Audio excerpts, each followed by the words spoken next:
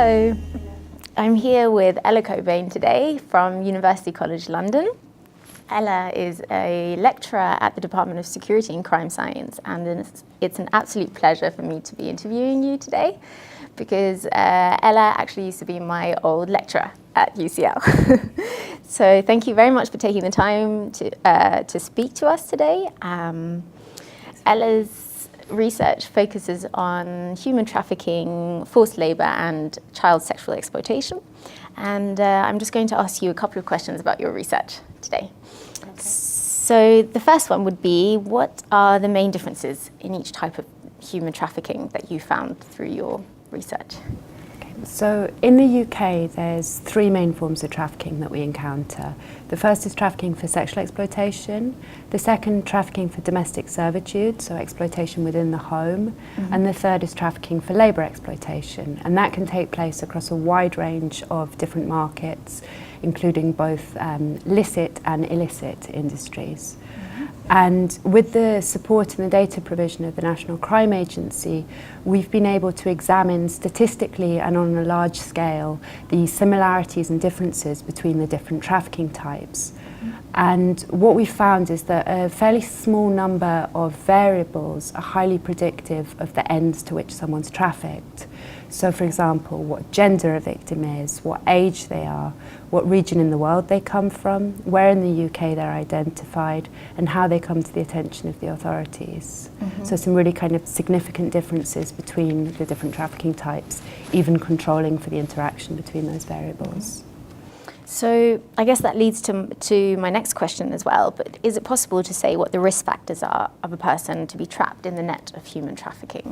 So to a certain extent, yes, and to a certain extent, no. So something like gender, we find in the UK at least that the vast majority of victims of sex trafficking are female, whereas for labour trafficking, the vast majority of victims are male. So you can see that kind of depending on which trafficking type you're looking at, something like gender could be a risk factor or not.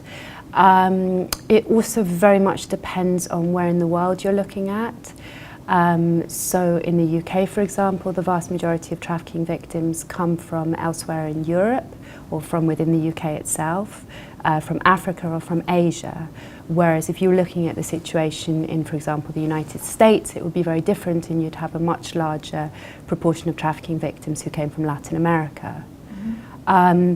So there's sort of individual level risk factors which are likely to vary very much depending on the country in the world you're looking at the trafficking to. There's also social risk factors. So what we're finding in our work on labour trafficking at the moment is that a very high proportion of victims of labour trafficking were unemployed at the time of recruitment, were homeless at the time of recruitment. So you can see the type of situation in which someone might be more likely to be responsive to, say, the promise of a job offer abroad. The other area that has not been looked at very much so far, but we're finding really coming out as very important, is the social networks in which people are embedded.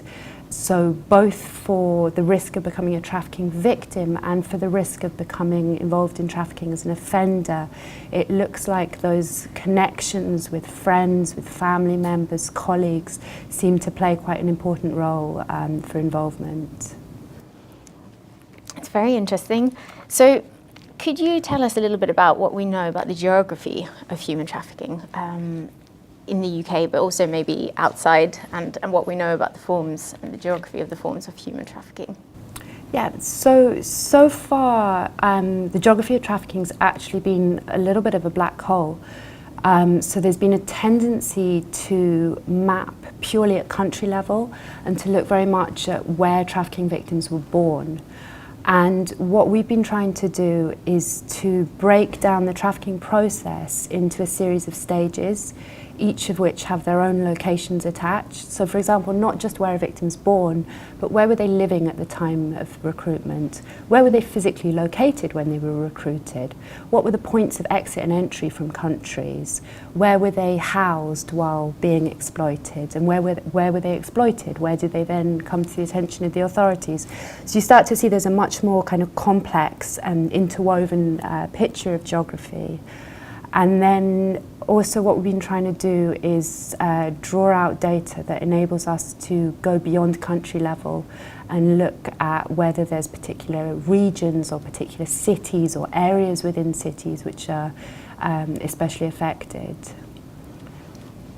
Thank you very much. My next question would be a little bit about the data collection that you do, and could you tell us about the methods that you use and the challenges that are associated with it? Because as I understand, it's case study analysis, and you're actually extracting the data from case studies, and the complexity of that, and what's associated with that. Yes, so the current project we're doing, we've been working with two main sources. One has been the UK's national database on trafficking victims, and that is, several thousands of cases in an existing sort of database structure. And then the other thing we've been looking at is victim case files, which is much more kind of unstructured data, a lot of it qualitative, ranging in the contents of what's in there, ranging in the volume, ranging in a lot of variation in the quality and quantity of information available. And for working with those data in particular, it's been quite a long process of going through systematically, mining the data, extracting the information of research interest, and being aware at the same time that while these are very important data sources that we're very lucky to have access to, they do also have bias associated with them, and it's very important that we're mindful of that bias when we're designing our studies and when we're interpreting our results and what their implications are. So for example, both the database and the victim case files come from the UK's national referral mechanism, which is a sort of centralised system for processing trafficking cases, identifying victims. And there's likely to be some institutional bias involved in terms of which cases come to the attention of the authorities and then which cases of those are assessed to be trafficking. Where adult victims are concerned, there's also some self-selection bias because adults must give consent to their own referral into the system. And then within the data itself, there's also other potential biases in that we're looking at information that's often collected in an unstructured format. So trying to work out, what the difference is between a yes, a no, and an unknown. Mm-hmm. And a lot of the information in there is that sort of unknown quantity. So trying to understand, if we find that, let's say, X% of victims were homeless at the time of recruitment, but we only know that for 50% of victims, is that generalizable to the other 50%? Or, for example, may someone be more likely to disclose the fact that they were homeless than the fact that they weren't homeless? Mm-hmm. If that makes sense. So trying to sort of grapple with those biases and understand their implications without detracting at the same time from the originality and the value of the work in letting us understand the kind of context around trafficking a lot more deeply. Okay, thank you very much. My last question would be, could you give us an example of how your research has informed prevention policies or prevention strategies for victims of human trafficking? So there's probably two things which for us have been the most exciting. One is some earlier work we did on social network analysis in the context of trafficking for child sexual exploitation has been taken up and used to inform more network-based approaches to identifying risk of trafficking and sort of early intervention to protect high-risk individuals. So that's really exciting to me because of the importance, as I mentioned, of social networks in underpinning trafficking.